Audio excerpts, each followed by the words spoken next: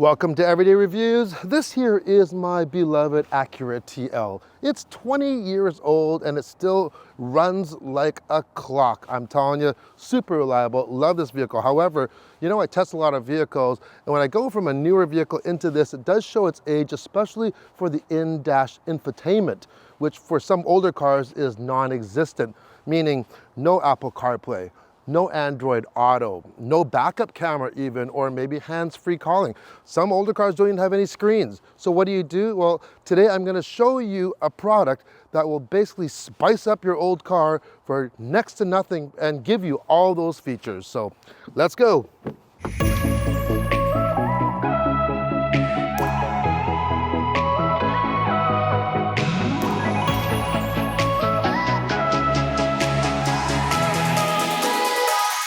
So what are we looking at today? It's the 10-inch BlackboxMyCar SmartDrive.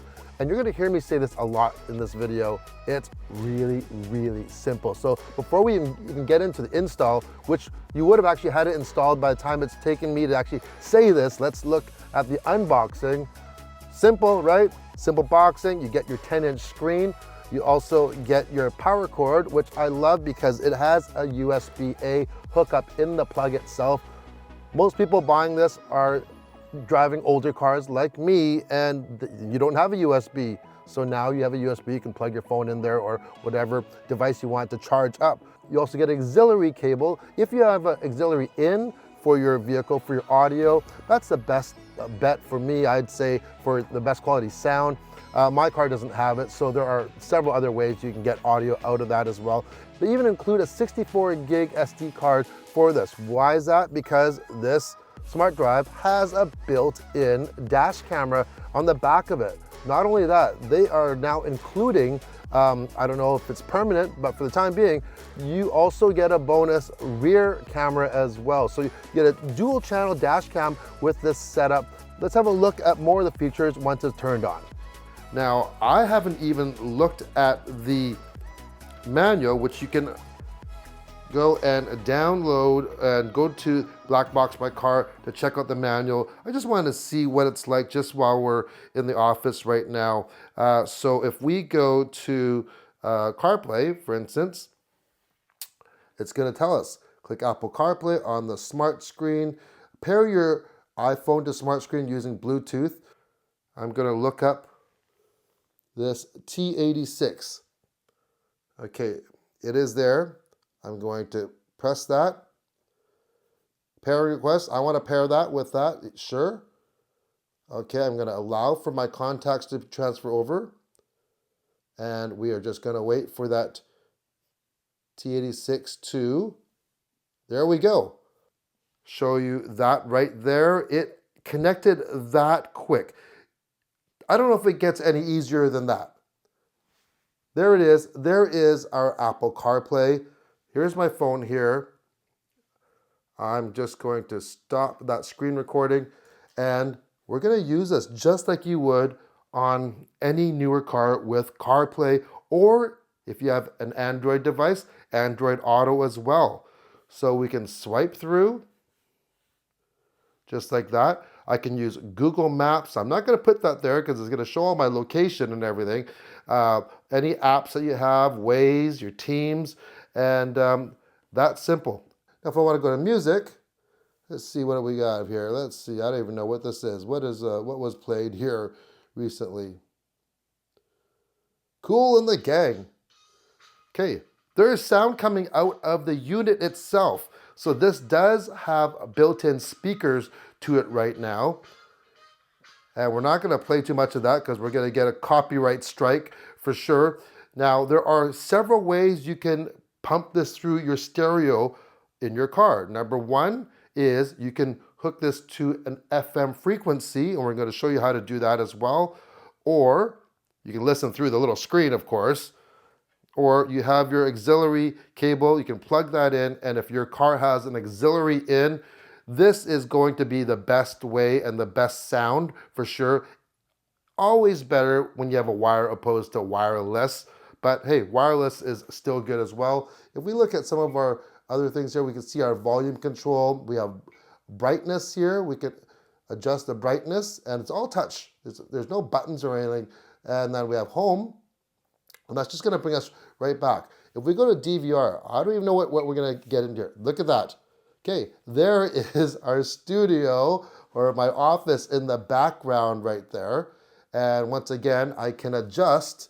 Let me just adjust, bring that higher, a little higher, just like that. So that is, as you can see in the little top corner here, let me just iris down a little. In the top corner, we have, it's recording right now. So that is recording onto the SD card.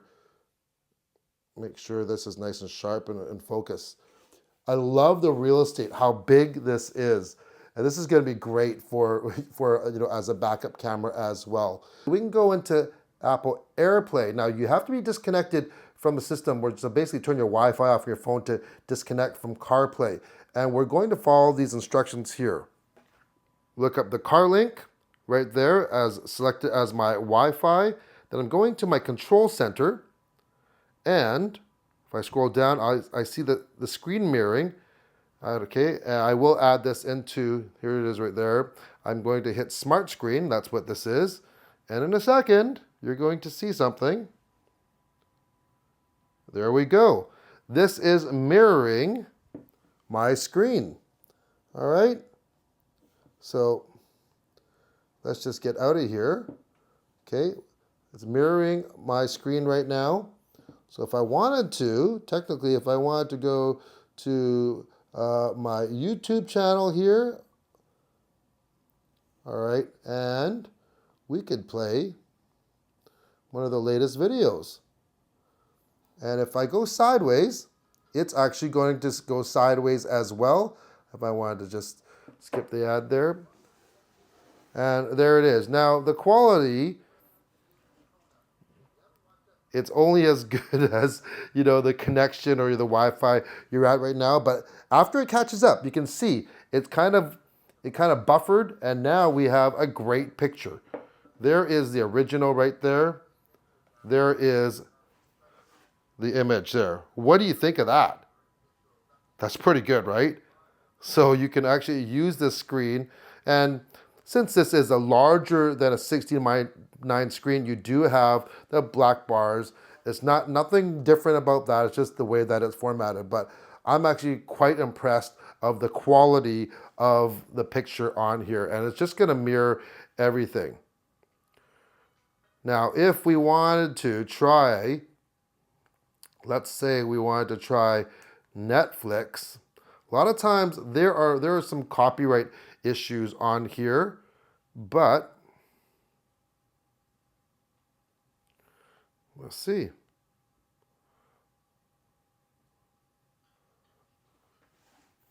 Yeah, just as I thought. Okay, so it is playing on the phone here, but you can hear it, but you will not get a picture.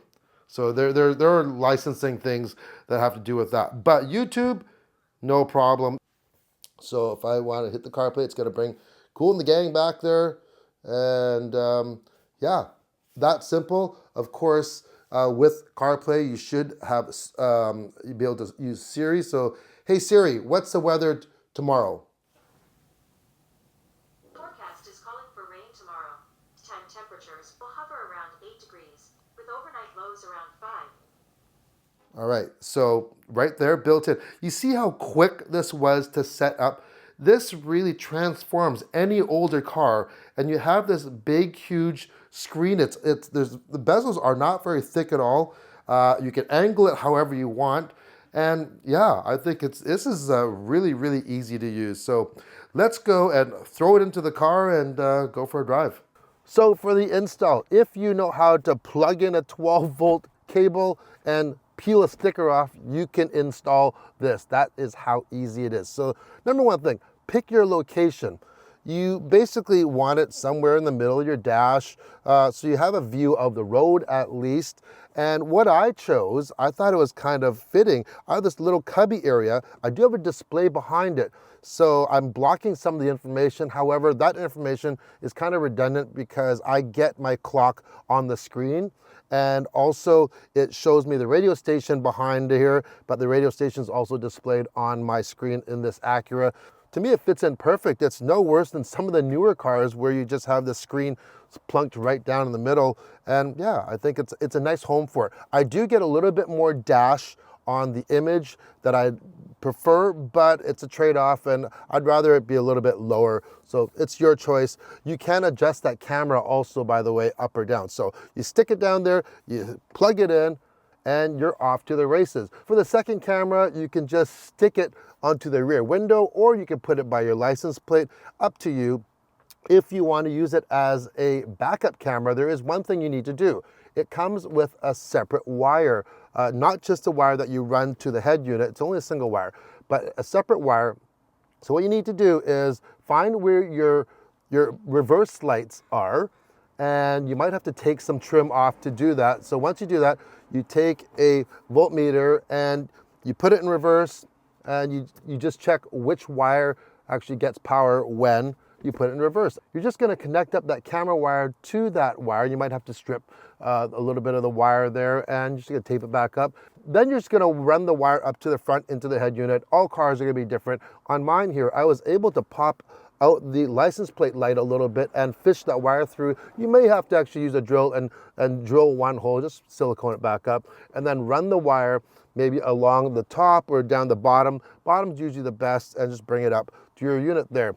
Just test it out, put it into reverse, and it should come up just like that. Let's quickly run through some specs. The screen is 1600 by 1600. Both cameras are HD cameras, so 1920 by 1080 HD cameras on there. And this is only hooked to a 12-volt system, so there is no way to hardwire the dash cameras on here like some fancier dash cameras. So there is no parking mode. When you turn the car off, it's going to turn off. It's not going to monitor your car. But I'm good with that, because for the price of this, seriously, I think the cameras themselves are just a bonus. When you start up the vehicle and the SmartDrive kicks on, it automatically starts recording. It's that simple. We go into our dash camera here. Okay, let's see our different views. All right.